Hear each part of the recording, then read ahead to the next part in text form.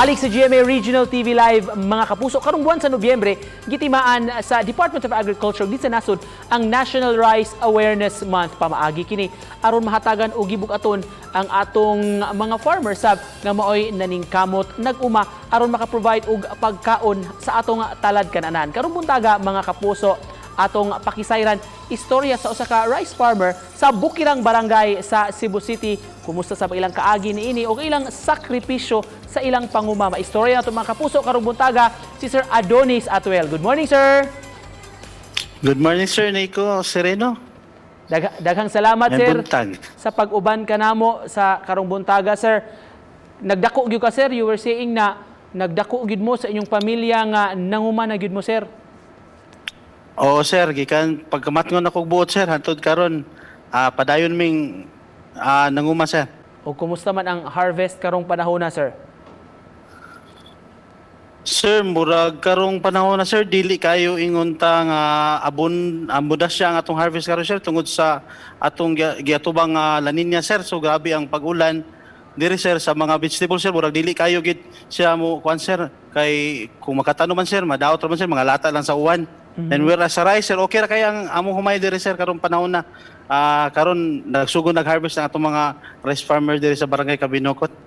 Mga pila ka hektaryas na, sir, ang kahumayan nato diha sa Kambinokot? So sir, dili na kaingon nga daghan kay, sir, kay tungod kay gi-convert ng mga uban, sir, gitamna naman og mga Bermuda, fraggrass para sa landscape, sir. So naa siguro, sir, sa mga 10 to 15 hectares na lang siguro atong habilin nga rice area diri, sir.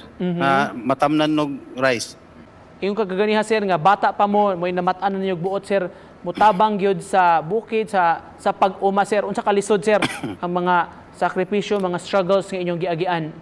Kasuway pa ko ato, sir, kato sa unang kuan, sir, among gigamit, sir, kato pang kinaraan, sir, katong sudlayo na, sir, paglapok, sir. Grabe kapait, sir. Napay daghang mga alimatok magsigpamaak sa imong BTS, sir. Grabe kalisod ang mga mag-uuma, sir. Dire aron lang maka kuan og para paggaon ug makabaligya sa merkado. Mo nagingon nga kinahanglan jud atong daygon og pasalamatan ang sakripisyo sa atong mga farmers, Sir Adonis. So maugid, sir, kay grabe ang sakripisyo sa mga mag-uuma, sir, para lang makakaon ang katawan. Kumusta mapresyo ron sa bugas humay, sir? Yuminto ba or maura gihapon? Diri, sir, maura gyapon, sir, mga nas 40 to 50, sir, pesos per kilo.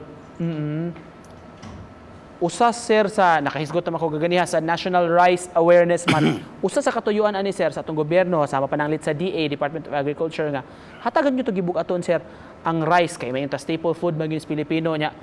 Ang uban ra ba kuno, sir, murag maingon ta mag-usik-usik, dili kay maka-appreciate sa kanon, sir, sa bugas humay. Unsay murag mensahe nimo, sir, sa mga tawo nga makaingon ani? So ang ako siguro mensahe, sir, sa mga tao nga kuan wala maka-appreciate sa atong bugas humay, so atong ging i-value ta atong kuan atong bugas humay kay dili sayon pagpanikamot sa mag-uuma, din ato lang usik-usikan. So then ato sang una-unaon nga daghan taon kayong mga kaigsuonan nato nga naa sa mga asiras nga wala tayo gipangkaon, din nakita nagusik-usik lang tao sa atong mga pagkaon, daghang kay maglungag ta, daghang kay sobra, so sayang. Dako naman jud mo aning panguma sa inyong lugar, sir. Unsa pod so far, sir, ang mayong kalambuan sa inyong kinabuhi sa pamilya gumikan ni ining farming, sir? Daghang kay, sir, nga nahimong tabang, sir, kay mo ni silbi, sir, nga gigamit sa akong mga ginikanan, sir, aron makalampos mi pag-eskwela. Dayon, sir, pangkuan, sir, nami mga yuta po nga napalit gikan sa pagpanguma, nasa may mga sakyanan.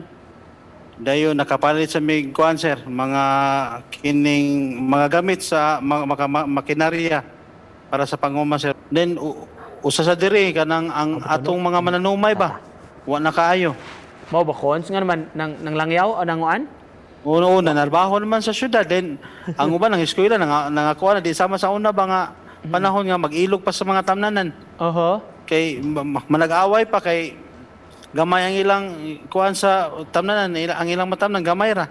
So karon wala na wala gyud. Gamay na lang kay mananom. Minus na lang mananom ron? Binos na kay mananom. Kay ang uban kay nga professional naman. Ang uban nangadto nang narbahog syudad. Cons, finally, mensahe lang nimo Cons, National Rice Awareness Month karon. Gikan pod ninyo nga mga mag-uuma mismo unsay imong gustong ipaambit sa atong mga viewers nga mensahe Cons. Dili na ta mag-usik-usik sa atong mga kanon. Labi na sa mga sir sa mga restaurant nga ato makita nga daghan na jud kayong biyaan nga mga sobra salin.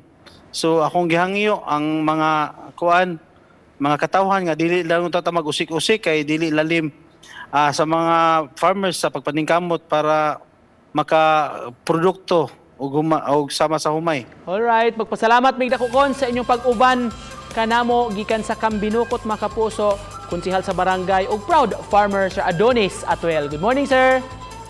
Good morning sir. Daghang salamat sir. Daghang salamat.